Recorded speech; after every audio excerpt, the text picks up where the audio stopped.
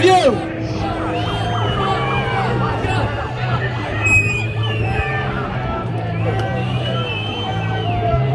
Yeah, the Nazis. We're here because of free speech and they're proving my point. They're proving my point. There are many principles which underpin the bedrock of British freedom. Something fascists hate. Freedom of action, freedom of assembly, freedom of thought, freedom of belief, freedom of speech, and freedom unto the law.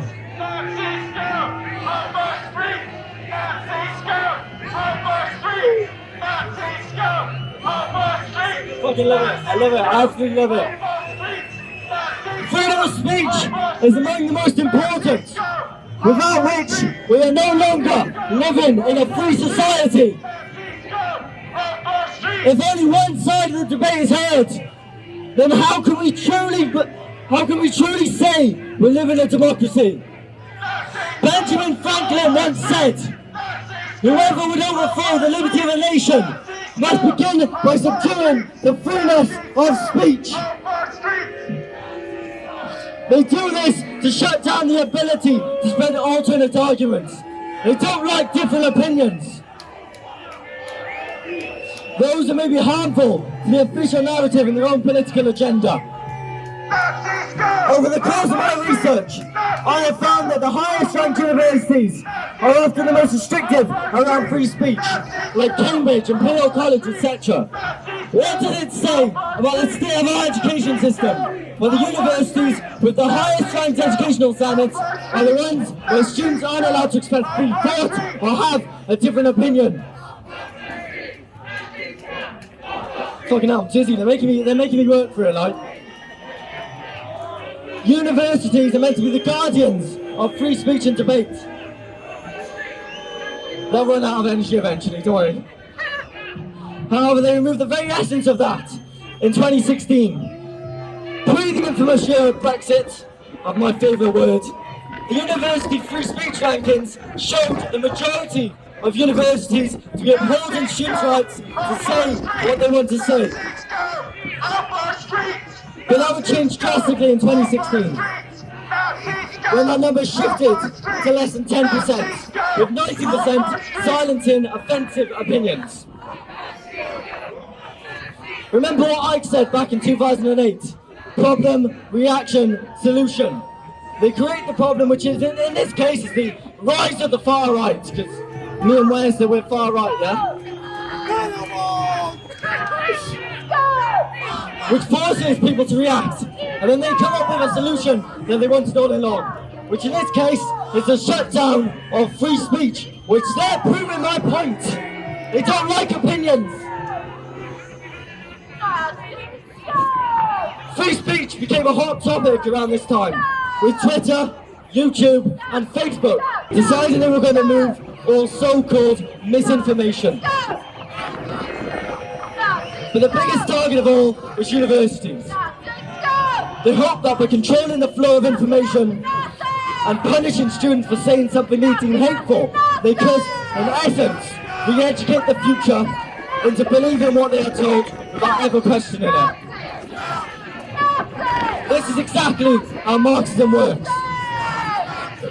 Remember, the Nazis also skipped to the younger generation. It's like a meat grinder. Normies in, wokies out. We will end up with a society of cloned people who don't think outside the box. The destruction of free speech means changes will never happen because there will be no one left to speak against the system. By them calling everything hate speech and demonizing everybody who speaks the truth as hateful, then inversely, they are the most hateful overall. Even Plato said, "No one is more hated than he who speaks the truth."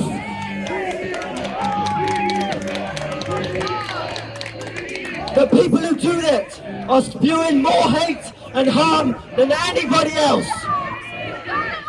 It's an insidious agenda. The unchecked will lead to a society of unthinking, weak clones of what the human race could be. Generation by my generation, critical thinking will be bred out. With our future children, never knowing what true freedom was. Is this the future we want to leave behind? No. Of course, we're here today in support of John. Unfortunately, these lots have deterred loads of people from coming, but we're here.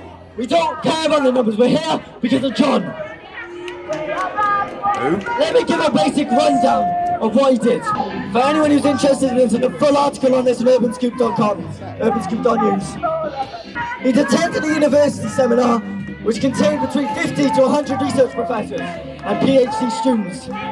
In this seminar, the topic of Brexit was brought up, and someone unbeknownst to John announced to the class that he'd voted to leave the European Union. Now obviously you're not allowed to do that, right? All of these people who say it's okay to be different, but you're not, are you? You all have to be exactly the same. After this, students would regularly engage him in controversial conversations, which he didn't realise at the time was so that they could find something to be offended over, so they could then report him to the administration. We found this out through subject access requests. He remembers having this one conversation with his gay mates, which got really emotional when drunk. One time he was smashed and started crying, saying John doesn't believe gay people should be able to adopt. To which he responded, saying, well, the facts show that a kid does better with a mother and father figure in the household. So he prefer a heterosexual adoption to a gay one. The reason he made this argument was because they were both meant to be scientists. However, his mate didn't like this opinion, despite being the one to initiate the conversation. So the mate then decided to report him for this, and he was submitted to a disciplinary for saying that all gays are pedophiles, which he never said. This comment was never made with a malicious intent. John was the type of guy, like all of us, who'd sit down with you and have a pint in the pub, talk about controversial subjects. That's what it should be about being a student.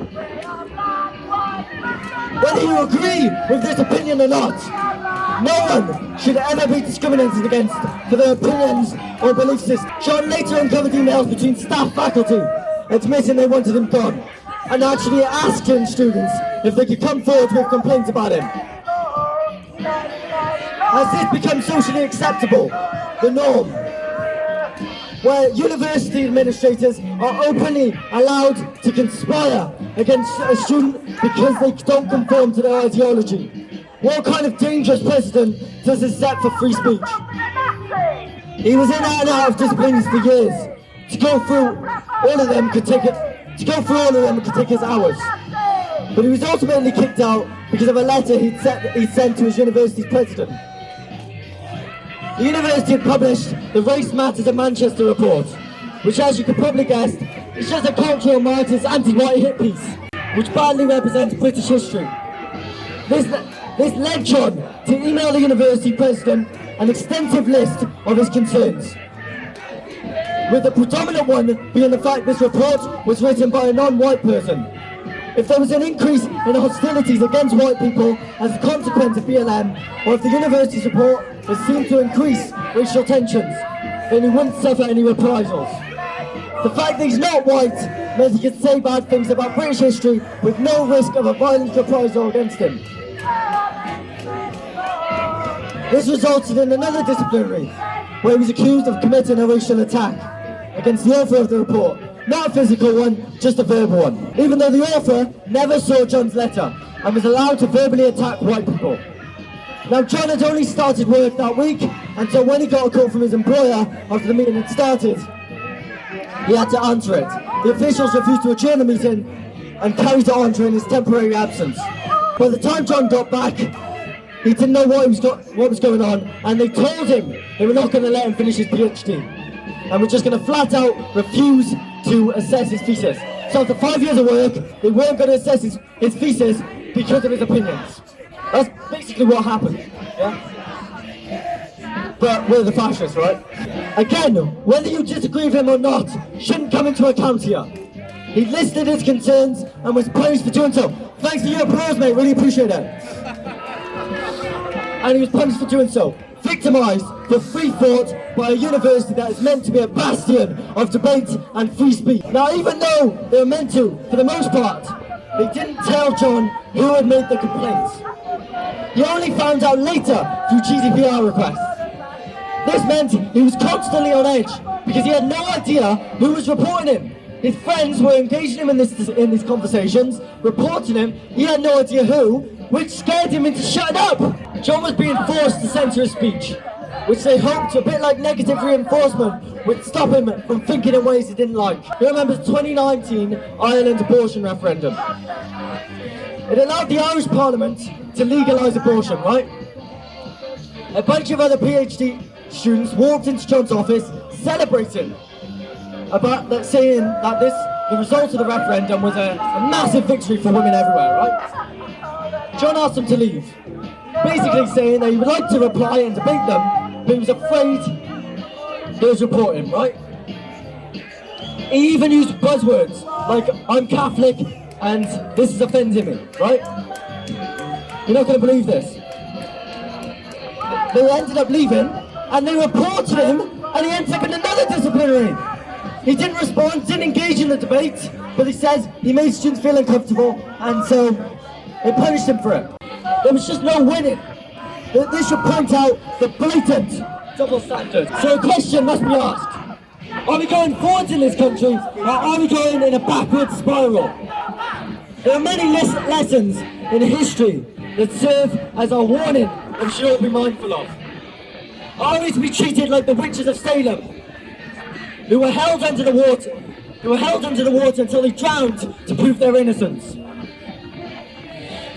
Many youngsters today entering universities in a bid to expand their minds and thought process are being denied the right to speak and think freely. This is what will ultimately destroy dreams, and much like those witches of Salem, many have been left in a damned if you do and damned if you don't situation, which is wholly unacceptable. It is meant to be innocent until proven guilty, not guilty until proven innocent. Speech and thought are only deemed a crime in an environment where truth is feared. I feel that we're at a pivotal moment in history of this country, and it falls upon my generation, which as you can see I'm struggling a lot with, to preserve the excellent quality of democracy, which those communists over there, they hate it, right? You see the star there? Only responsible for 100 million deaths. Let's celebrate that, right? That is a massive part of fascism. Fascism is nationalism and communism. They are more Nazi than me. Let's not let history repeat itself. This is not by far a unique experience in this country. In a country where free speech has been outlawed and self-censoring has become the norm, we stand together to withhold the bastion of freedom which should be universities. Thank you very much.